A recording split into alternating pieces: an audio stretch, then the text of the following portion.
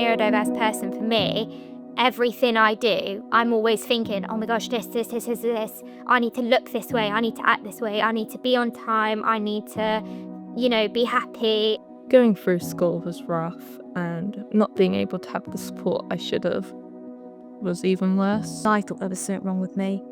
I wasn't like the other kids at all. Every day was a struggle. It was pure hell.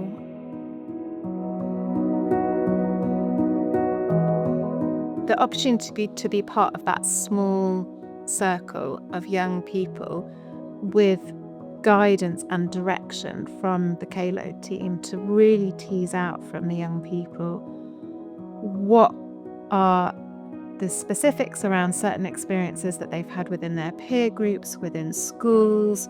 It was out of the work that the co-design work they did in the small circle, that this concept for the design and piloting of a workshop for professionals who work with young people came about. What came out of the small circles was that kind of need for professionals to have a deeper understanding, and for those people with lived experience to be helping on that journey.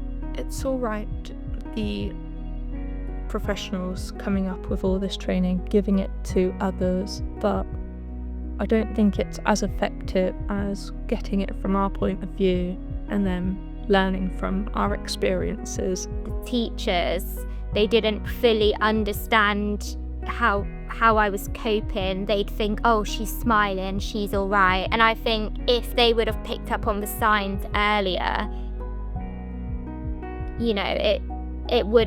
I would have probably got the help and support that I needed. And so when that came to the objectives, that's one thing we focused on. They'd all experienced quite significant challenges at some point or other through their education, and for some of them all the way through, right from primary school. It's felt for them like a huge priority. They thought, if we can get this bit right, if we can deliver something that really lands hard with people who are doing the job day to day, if they can really sort of see what it's like to walk in our shoes and experience some of the things that have meant that it's difficult for us to see a day through to the end, then there might be a way to make a few small changes.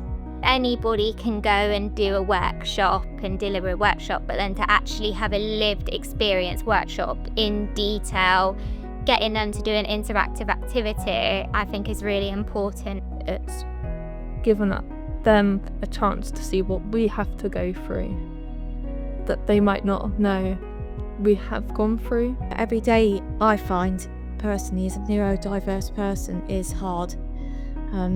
So anything we can do to make a bit of change, to make lives easier. Funding is a big part of making sure this continues to grow and we can deliver more, or they can deliver more workshops for more professionals. The hope is that if we are awarded funding, that we can support this same group and some others that we hope to involve in it, so that they're not having to carry the burden of all of the work, but that they can share that out a little bit, and that they could deliver the same workshop widely across the region. Ideally, we want more people, more neurodiverse people to be involved, because I may not always be available to deliver a workshop, but if we have more people, I think it's quite powerful because they have different stories as well. That's my hope, that more autistic or neurodiverse people feel heard and understood. And because sometimes it is hard for us, to explain how we're feeling, but maybe, this course can help. Actually, this might, overwhelm them. This might be how they're feeling. What can we do to help and support them? The purpose of the petals that each of the people who attended wrote on and committing to an action or an intention is that we can follow up on those.